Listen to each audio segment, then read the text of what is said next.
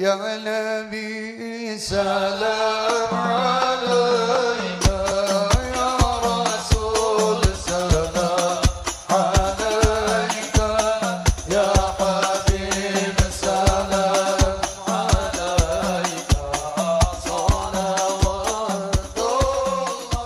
alaika.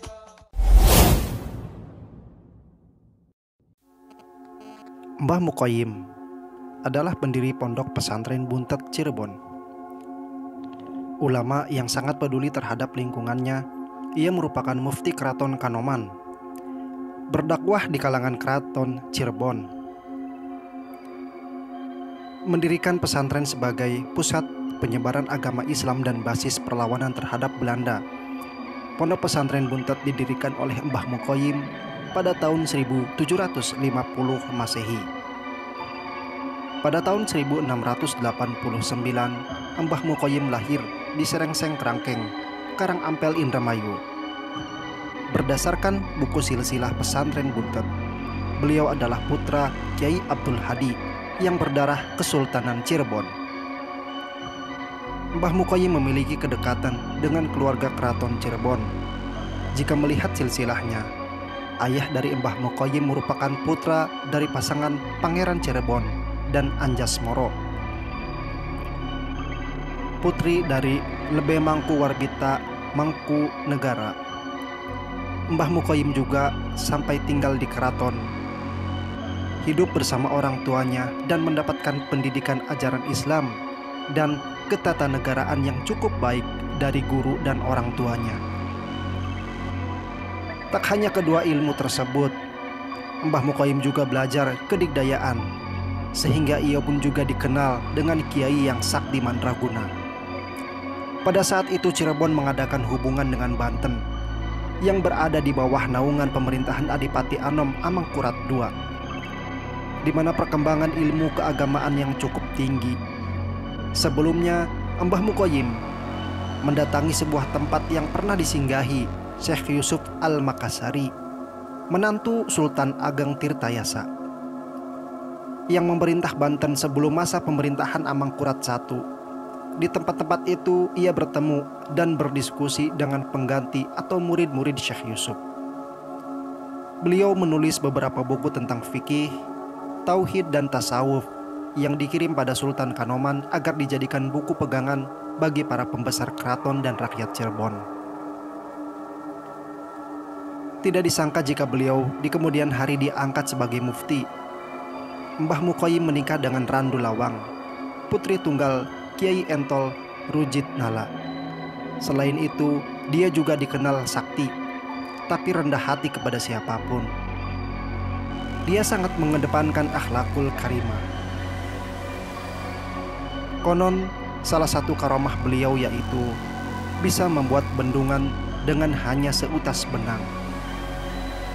Hal ini dilakukan Mbah Muqayyim saat mengikuti sayembara yang dikeluarkan Kiai Entol Rujit Nala, di mana isi sayembara tersebut yaitu barang siapa yang sanggup membuat bendungan yang dapat menahan banjir Sungai Nanggela akan dinikahkan dengan putrinya yang bernama Randu Lawang. Kiai Entol ketika itu adalah seorang pembesar yang dikenal sakti, tapi gagal membuat bendungan penahan banjir yang selalu menggenangi Sungai Nanggela, sehingga daerah Setu selalu kebanjiran bila musim hujan datang. Hanya saja Kiai Entol tidak mampu membuat bendungan penahan banjir. Kiai Entol kemudian mengadakan sayembara dengan hadiah anak sematawayangnya bagi yang berhasil membuat bendungan penahan banjir. Mbah Muqayyim yang ketika itu menjadi mufti Keraton Kanoman lalu mengikuti sayembara itu, tapi dengan niat kemanusiaan, yaitu mengatasi banjir. Demikian dengan sifat aslinya beliau yang rendah hati, dia juga tidak ingin mempermalukan penyelenggara. Caranya, sementara dia melakukan tugasnya untuk membangun bendungan, dimintanya Kiai Entol berdoa. Dengan seutas tali benang yang dikeluarkan dari jubahnya, dibentangkan di beberapa titik yang akan dibangun bendungan. Kemudian dengan sekali percobaan, terciptalah bendungan itu lengkap dengan dinding batu yang kokoh. Sejak itu penduduk Setu terhindar dari banjir. Secara pandangan Belanda terhadap Keraton Cirebon sudah terlalu jauh sehingga masuk dalam wilayah pengambilan keputusan dan kebijakan keraton. Mengobarkan kemarahan Mbah Mukoyim, namun merasa dirinya hanya mufti, tindakan perlawanan tidak kontradiktif, melainkan berupa pengunduran diri dengan cara meninggalkan keraton. Ia kemudian mendirikan pesantren sebagai pusat penyebaran agama Islam dan basis perlawanan kultural terhadap Belanda. Ia ingin bergerak di bidang pendidikan mental dan spiritual agar dapat melaksanakan ajaran agama Islam dengan tenang dan menyikapi situasi dengan jernih.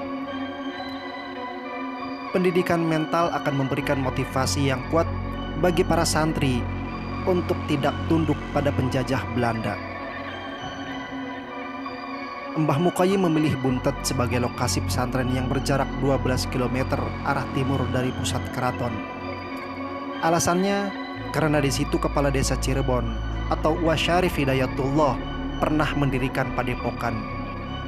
Berkat sayembara membuat nama, Mbah Mukoyim menjadi terkenal sebagai pemenang sayembara membangun bendungan dan kedudukan Mufti Sultan Kanoman. Pesantren Buntet cepat berkembang. Dalam perjalanan, Belanda melihat Mbah Mukoyim sebagai ancaman serius.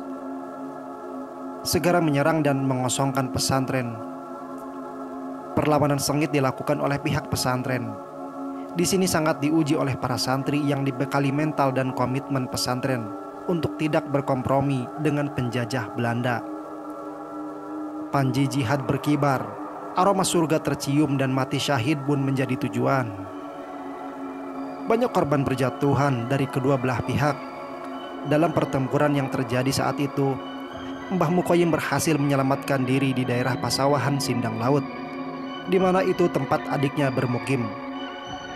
Di sana beliau mendirikan tempat ibadah. Ketika membangun masjid tersebut, ia hanya menggunakan sebatang pohon jati yang banyak tumbuh di situ, sehingga tempat asal pohon tersebut dikenal hingga sekarang dengan nama Jati Sawit. Setelah membangun masjid, ia membangun pesantren yang kemudian dikenal dengan pesantren Pasawahan. Salah satu santri beliau adalah Khairuddin. Dari silsilah Khairuddin ini sebagai cucu Adipati Anom, sehingga masih ada hubungan dengan keluarga Mbah Mukoyim. Semasa hidupnya di Cirebon, Mbah Mukoyim memanfaatkan waktunya untuk membangun kembali pesantren Buntet yang berantakan. Tetapi Allah Subhanahu wa Ta'ala berkehendak lain. Tidak lama kemudian, di tengah usahanya untuk menata kembali pesantren Buntet, Mbah Mukoyim dipanggil ke hadirat Ilahi Rabbi. Mbah Mukoyim dikenal sederhana dan ahli tirakat. Dalam sebuah riwayat diceritakan, ketika berpuasa, Mbah Mukoyim sahurnya hanya sega aking atau nasi yang dikeringkan. Caranya cukup unik. Beliau kalau mau sahur mendekati sega aking yang ditempatkan dalam sebuah wadah yang terbuat dari kantong. Lalu dengan menggunakan pena cocor bebek, pena khas santri zaman dulu, dimasukkanlah pena cocor bebek itu ke dalam wadah untuk mengambil nasi aking. Dalam satu kali mengambil berapapun yang didapatkannya, itulah yang dibuka untuk berbuka puasa. Sekian, semoga bermanfaat dan semoga menambahkan keimanan kita kepada Allah Subhanahu wa Ta'ala.